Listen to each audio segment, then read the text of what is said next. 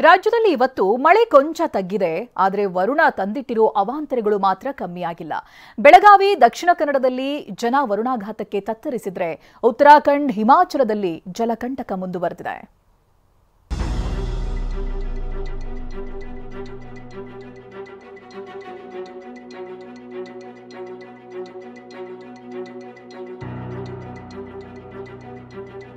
ಇದು ಬೆಳಗಾವಿಯ ಹಿರಣ್ಯಕೇಶಿ ನದಿ.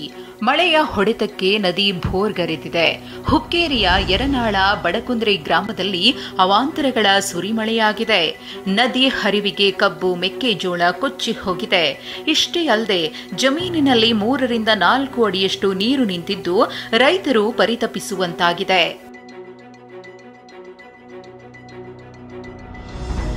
ಹಾಸನದ ಶಿರಾಡಿ ಘಾಟ್ನಲ್ಲಿ ನಿರಂತರ ಮಳೆಗೆ ಗುಡ್ಡ ಕುಸಿತವಾಗ್ತಿದೆ.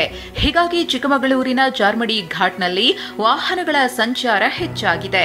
ದಕ್ಷಿಣ ಕನ್ನಡ ಹಾಗೂ ಚಿಕ್ಕಮಗಳೂರು ಸಂಪರ್ಕಿಸುವ ಘಾಟ್ ದಟ್ಟ ಮಂಜಿನಿಂದ ಕೂಡಿದೆ.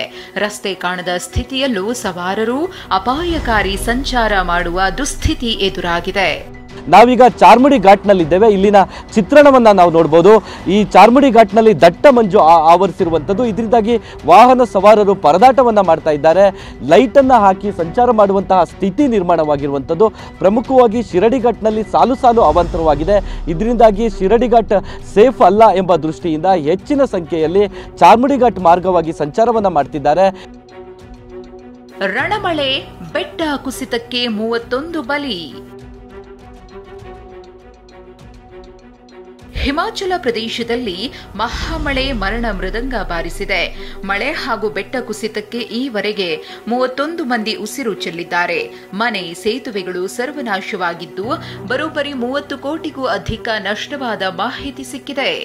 ಉತ್ತರಾಖಂಡದ ಚಮೋಲಿಯಲ್ಲಿ ಕೆಸರು ಸಮೇತ ಮಳೆ ನೀರು ಮನೆಗಳಿಗೆ ನುಗ್ಗಿತ್ತು. ನಂದಪ್ರಯಾಗ್ನಿಂದ ನೀರು ಸುನಾಮಿಯಂತೆ ಹರಿದು ಬಂದಿತ್ತು. ಹೀಗಾಗಿ ಮನೆಯಲ್ಲಿದ್ದ ವಸ್ತುಗಳೆಲ್ಲವೂ ನೀರು ಪಾಲಾಗಿವೆ. ಕೆಸರುಮಯ ಆಗಿರೋ ಮನೆಯಲ್ಲೇ ಇಲ್ಲಿನ ಜನ ಬದುಕು ದೂಡ್ತಿದ್ದಾರೆ. ಇಷ್ಟೇ ಅಲ್ಲ, ನಂದಪ್ರಯಾಗ್ನಲ್ಲಿ ದೊಡ್ಡ ದೊಡ್ಡ ಬಂಡೆಗಳು ರಸ್ತೆಗಪ್ಪಳಿಸಿವೆ. ರಸ್ತೆ ಯಾವುದು, ಗುಡ್ಡ ಯಾವುದು ಅನ್ನೋದರ ಗುರುತೂ ಸಿಗದಂತೆ ಎಲ್ಲವೂ ಬದಲಾಗಿ ಬಿಟ್ಟಿದೆ. ಸದ್ಯ ಅದೃಷ್ಟ ಚೆನ್ನಾಗಿತ್ತು. ಬಂಡೆ ಬೀಳುವ ಸಂದರ್ಭದಲ್ಲಿ ಇಲ್ಯಾವುದೇ ವಾಹನಗಳು ಓಡಾಡ್ತಿರಲಿಲ್ಲ. ಹೀಗಾಗಿ ದುರಂತ ತಪ್ಪಿದೆ. ಪೊಲೀಸರು ರಸ್ತೆಗೆ ಬಿದ್ದ ಬಂಡೆಗಳನ್ನು ಜೆಸಿಬಿ ಮೂಲಕ ತೆರವು ಮಾಡುತ್ತಿದ್ದಾರೆ. ಇತ್ತ ರುದ್ರಪ್ರಯಾಗ್ನ ಹನುಮಾನ್ ದೇಗುಲಕ್ಕೆ ಹೋಗೋ ರಸ್ತೆ ಬಂದ್ ಆಗಿದೆ. ಯಾಕಂದ್ರೆ ಬೃಹತ್ ಗಾತ್ರದ ಬಂಡೆಗಳು ರಸ್ತೆಗೆ ಉರುಳಿ ಬಿದ್ದಿವೆ. ಇಲ್ಲೂ ಕೂಡ ಬಂಡೆ ತೆರವು ಕಾರ್ಯಾಚರಣೆ ನಡೆಸಲಾಗಿದೆ. ಸಿರೋಬ್ಗಢ ರಾಷ್ಟ್ರೀಯ ಹೆದ್ದಾರಿಯಂತೂ ಮರಳು ಭೂಮಿಯಾಗಿ ಬದಲಾಗಿದೆ. ಬೆಟ್ಟದ ಮೇಲಿಂದ ಕಲ್ಲು, ಮಣ್ಣಿನ ರಾಶಿಯೇ ರಸ್ತೆಗಿಳಿದಿದೆ.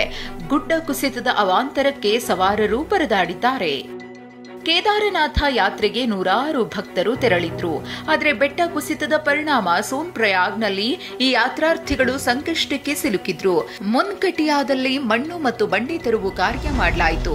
ಪೊಲೀಸರು ರಸ್ತೆ ಕ್ಲಿಯರ್ ಮಾಡಿ ಪ್ರವಾಸಿಗರನ್ನ ಬಿಟ್ಟಿದ್ದಾರೆ. ಇನ್ನು ಮಧ್ಯಪ್ರದೇಶದಲ್ಲಿ ನಿರಂತರವಾಗಿ ಮಳೆಯಾಗ್ತಿದೆ. ಹಾರ್ದಾದಲ್ಲಿ ಸೇತುವೆಗಳೇ ಮುಳುಗಿ ಹೋಗಿವೆ. ನದಿ ಉಕ್ಕಿ ಹರಿತಾ ಇದ್ರು ಜನ ಅಪಾಯಕಾರಿಯಾಗಿ ಈ ದಡದಿಂದ ಆ ದಡ ಸೇರ್ತಿದ್ದಾರೆ. ಕೊಂಚ ಯಾಮಾರಿದ್ರು ಇವರ ಜೀವಕ್ಕೆ ಕಂಟಕ ಕಟ್ಟಿಟ್ಟ ಬುತ್ತಿ. ಮಳೆ ನಿಂತರೂ ಮರದ ಹನಿ ನಿಲ್ಲಲ್ಲ ಎಂಬ ಮಾತಿದೆ. ಹಾಗೆಯೇ ಸದ್ಯ ಮಳೆ ಪ್ರಮಾಣ ಕಡಿಮೆಯಾಗಿದೆ. ಆದರೆ ಮಳೆರಾಯನಿಂದ ಸೃಷ್ಟಿಯಾದ ಅವಾಂತರಗಳು ಮುಂದುವರೆದಿವೆ. Bureau report, TV9.